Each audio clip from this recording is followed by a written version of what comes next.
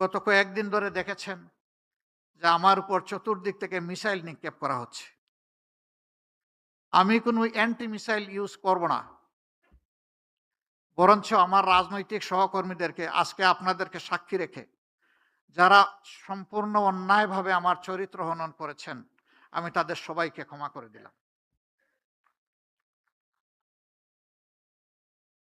কারণ আমার রক্ত এবং মেজাজের সাথে প্রতিশোধ মানায় না, যায় না।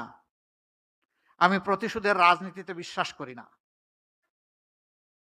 আমি বিশ্বাস করি, আমি যদি আমার কোনো সহকর্মীকে, বন্ধুকে, ভাইকে তার ভুলের জন্য ক্ষমা করতে পারি, তাহলে আমিও সমাজের কাছে একদিন আমার ভুলের জন্য ক্ষমা আশা করতে পারি। কিন্তু সেই আমি মানুষটাই যদি প্রতিশোধের রাস্তা ধরে হাঁটতে চাই, তাহলে আমার উপর থেকে আরেকজনের প্রতিশোধ নেওয়ার অধিকার তৈরি হয়ে যায়।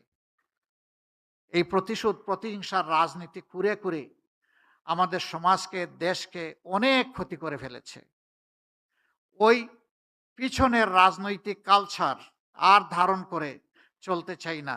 ওগুলাকে সম্পূর্ণ পিছনে ফেলে যুব সমাজের হাত ধরে এখন সামনে এগিয়ে যেতে চাই।